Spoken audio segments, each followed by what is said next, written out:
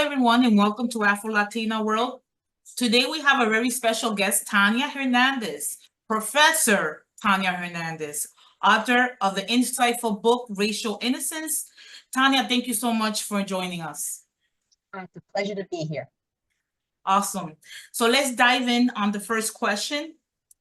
The first question is, let's see here. What inspired you to write the Racial Innocence, and what do you hope readers would take away from it? Well, I have to say that it was both my life experience and my professional experience that inspired me to write the book.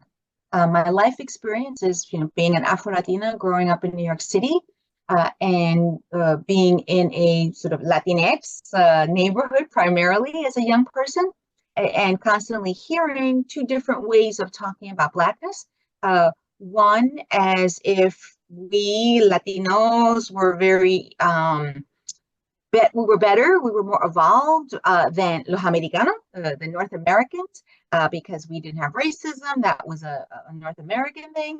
And then at the same time, I would hear all these pejorative terms for Blackness. And it was sort of almost like schizophrenia, like to hear both things all at the same time. And then as I became a professional and a lawyer dedicated to issues of racial inequality, I started to do research on employment discrimination cases within Latino neighborhoods and workplaces. And what I found there is that this very same duality, right, thinking you're superior, that you're not at all part of the problem of racism, would coexist with people who were actually very racist and anti-Black, to be specific, against other Latinos and Afro-Latinos as well. Okay. The next question, can you explain the concept of Latino racial innocence and how it contributes to anti-Black bias within the Latino communities? Well, I use that language of racial innocence both for the title of the book and also sort of explain how my young life in Latino communities and my professional research experience kind of come together, because it's a very useful way for describing how Latinos think that racism is not their problem. Racism is a problem of every other culture or ethnicity, right? And so we fantasize that we are racially innocent, right?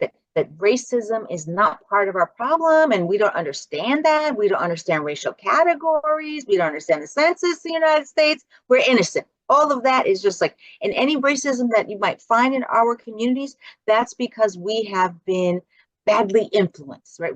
There's some bad people in the U.S. who showed us bad ways. But before that, our Latinidad made us immune and innocent to these issues of racism. And so the way it shows up in Latino communities in the United States is unfortunately the very same way it shows up within Latin America and the Caribbean. Because before this book, I had an earlier book all about Latin America and racism called Racial Subordination in Latin America.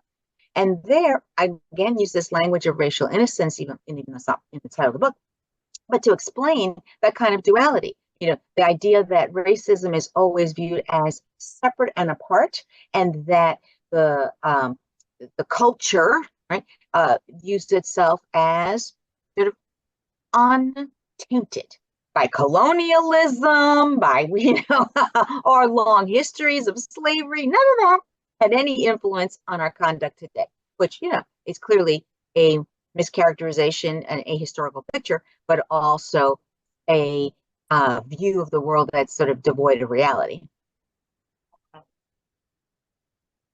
And the fourth question is, what role do you believe education and awareness plays in addressing and dismantling anti-Black bias within the Latino community? Well, I think part of the problem with how Latinos view themselves as sort of, as I say, racially innocent is because they're racially illiterate. Right? We do not get taught our own race histories. We are taught about colonialism as if it's only an imperialist project, right? Of Europeans vis-a-vis us as Latino people, but not about the way in which we ourselves imbibe racist colonial ideas and react to our own, how should I put it, targeted status within the United States right? Is being unwanted and undesirable and always viewed as, areas of problematic, being an ethnic group as a problem, to the United States.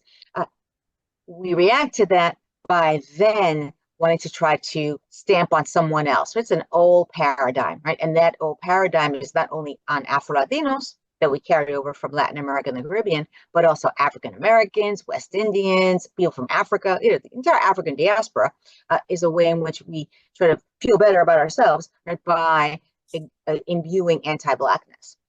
Yes. Can you share some of the most impactful stories or case studies from your research that highlight the experience of the Afro-Latino facing discrimination? Well, what's so interesting for me is that, as a lawyer who now teaches in a law school, I was well familiar with these issues of discrimination within the workplace, within housing markets, within places of public leisure, access to restaurants, access to nightclubs, the discrimination that can happen there. And Latinos are just as much sort of part of that.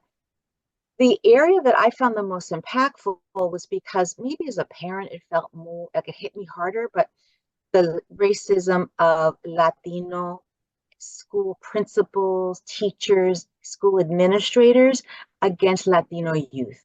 That was really hard for me to get details about as I interviewed teachers and sort of dived into case files of discrimination allegations and saw the ways in which, you could be in a primarily Latino school, for instance, but that doesn't make it necessarily a sanctuary or a safe space for you if you are a Black Latino, because those Latino administrators and teachers and what have you are sort of involved in creating and sustaining a racial hierarchy and doling out whatever few resources there might be in a public school to those who are lighter. I agree. My personal experience when I was in first grade, and we're talking about the 80s, early 80s, my first grade teacher tied me down with tape and put tape in my mouth because I talked too much. I'm laughing now, but I wasn't crying. You know what I mean? It was a really hard experience, and it was within a Latino community, where I felt discriminated as well. So if we go to the next question, what inspirational words do you have for the youth, and what advice would you give them?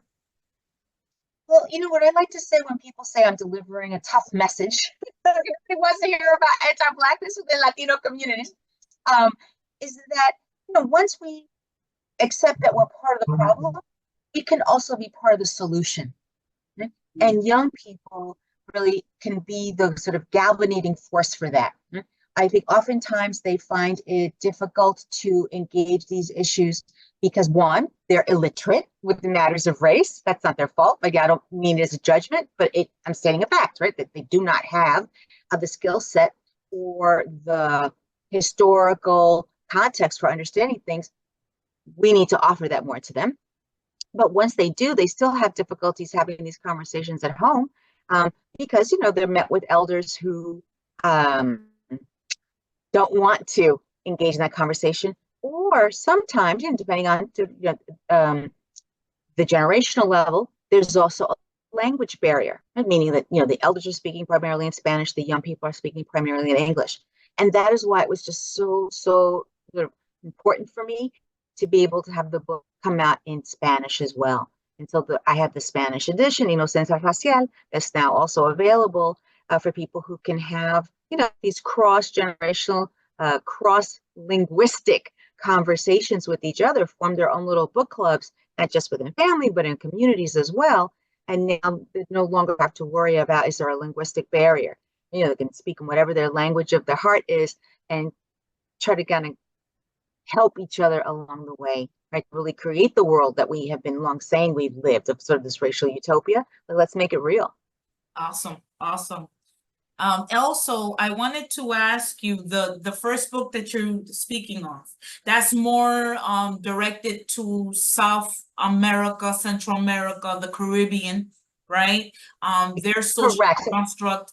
So the book goes hand in hand with innocence, right? Racial innocence, right? It does. So the idea of racial innocence is like a line from the earlier book, Racial Subordination in Latin America, all the way to the current book, Racial Innocence, or Ciencia Racial. And some would say it's almost like it's a sequel. Like, I did book one, right? The motherland as the space in which you can sort of understand where Latinx anti-Blackness emanates from, and then the nitty-gritty about all the details of it in all these different contexts within the racial innocence. Now, if someone wanted to contact you, wanted more information in reference to this books or anything like that, how can they reach you on social media? Well, for now, I'm still on Twitter, currently known as X, though I guess I need to make a move because I know lots of good people making them. But for now, before the ship goes down, I'm Professor TKH, for Tanya Hernandez, so Professor TKH on the Twitter. On Instagram, I'm just Tanya Raya Gatari Hernandez, so Tanya Gatari Hernandez. On TikTok, I'm also Professor TKH. And you can find me amongst the many Tanya Hernandezes on Facebook if you're a generational level that is on Facebook. So I'm a Tanya Hernandez, but Facebook may be 56027. Okay. Awesome, awesome. Okay, perfect. Thank you, everybody, for joining us, and thank you, Professor. This is so much needed. We're so happy that you were able to join us in AfroLatina because we all need the education. Thank you so much for writing these books. And if everyone wants to buy your books, where do they have to go, Professor? Oh, it's all on, in your local bookstores, and more directly, of course, if you go to Amazon, Barnes and Nobles, bookshop.com, they're all there. And the Spanish version is also on Amazon, as well as directly from the publisher at Beacon Press. Awesome. Thank you, everybody, for joining us. Thank you, Professor, again, and see you all next time. Bye.